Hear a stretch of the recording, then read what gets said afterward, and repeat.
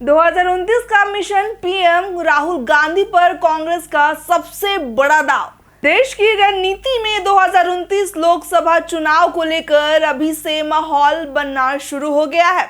आपको बता दें कि विपक्षी गठबंधन इंडिया ब्लॉक की तरफ से प्रधानमंत्री पद का चेहरा कौन होगा, इस सवाल पर लंबे समय से चर्चा चल रही थी।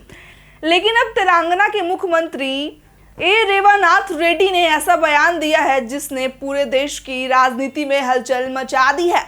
आपको बता दें कि उन्होंने साफ संकेत दे दिया है कि आने वाले लोकसभा चुनाव में कांग्रेस नेता राहुल गांधी ही इंडिया ब्लॉक की तरफ से प्रधानमंत्री पद के उम्मीदवार हो सकते हैं। हैदराबाद में आयोजित एक बड़े कॉन्क्लेव में बोलते हुए रेवन्नाथ रेड्डी ने कहा कि राहुल गांधी का लक्ष्य सिर्फ कांग्रेस को दोबारा सत्ता में लाना है। उन्होंने यह भी दावा किया कि राहुल गांधी खुद प्रधानमंत्री बनने की महत्वाकांक्षा नहीं रखते, लेकिन पार्टी और देश की जरूरत को देखते हुए उन्हें यह जिम्मेदारी स्वीकार करनी चाहिए। आपको बता दें कि रेड्डी ने यहां तक कहा कि उन्होंने हाल ही में हुई एक बैठक में राहुल गांधी को इस भूमिका के लिए मनाया है और जल्द ही कांग्रेस पार्टी इसका आधिकारिक ऐलान भी कर सकती है। इस बयान के बाद राजनीतिक गलियारों में चर्चाएं तेज हो गई हैं। अब सवाल उठ रहा है कि क्या 2029 में देश की रणनीति सीधे नरेंद्र मोदी बनाम राहुल गांधी की लड़ाई में बदल जाएगी, क्योंकि पिछले 2 लोकसभा चुनावों में कांग्रेस लगातार बीजेपी से पीछे रही है। लेकिन 2024 के बाद विपक्ष पहले से ज्यादा आक्रामक नजर आ रहा है।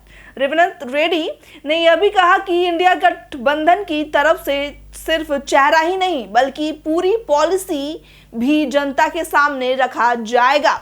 यानी विपक्ष सिर्फ मोदी सरकार की आलोचना नहीं करेगा बल्कि अपना विजय भी पेश करेगा। उन्होंने आज की रणनीति को स्वैगी स्टाइल पॉलिटिक्स बताते हुए कहा कि जनता अब तुरंत नतीजे चाहती है, उनकी हिसाब से राजनीति करनी होगी। हालांकि इस दौरान रेवन्नाथ रेड्डी सिर्फ राष्ट्रीय राजनीति तक सीमित नहीं रहे, उन्होंने केंद्रीय मंत्री बंडी संजय कुमार के बेटे से जुड़े पोक्सो मामले पर भी बड़ा हमला किया।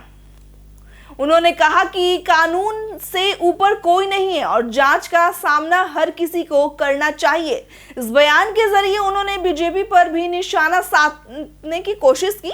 इसके अलावा तेलंगाना सरकार के बड़े विजन भी उनके बारे में भी चर्चा हुई। रेवन्नाथ रेड्डी ने तेलंगाना राइजिंग 2047 और भारत फ्यूचर सिटी जैसे प्रोजेक्ट्स का जिक्र करते हुए बताया कि हैदराबाद के पास 3000 एकड़ में हाई टेक फ्यूचर सिटी बनाई जा रही है। साथ ही में आपको बता दें कि बुलेट ट्रेन हब और आईटी इंडस्ट्री को लेकर भी बड़े प्लान सामने रखे गए हैं। लेकिन सबसे ज्यादा चर्चा जिस बात की हो रही है वो है राहुल गांधी का नाम। कांग्रेस के अंदर अब धीरे धीरे यह संदेश देने की कोशिश हो रही है कि आप पार्टी 2029 के लिए पूरी तरह तैयार हो चुकी है या जुटी हुई है। अगर इंडिया ब्लॉक राहुल गांधी के नाम एकजुट हो जाता तो आने वाले चुनाव देश की रणनीति का सबसे बड़ा मुकाबला बन सकता है।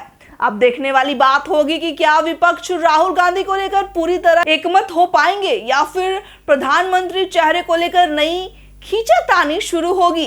क्या आपको लगता है कि 2029 लोकसभा चुनाव में राहुल गांधी बीजेपी को कड़ी टक्कर दे पाएंगे? हमारे कमेंट बॉक्स में कमेंट करके जरूर बताइएगा। साथ में बताइएगा क्या आप चाहते हैं कि राहुल गांधी भारत के नए प्रधानमंत्री बने? तो हमारे कमेंट बॉक्स में जरूर बताइएगा। आज की वीडियो में बस इतना ही। धन्यवाद।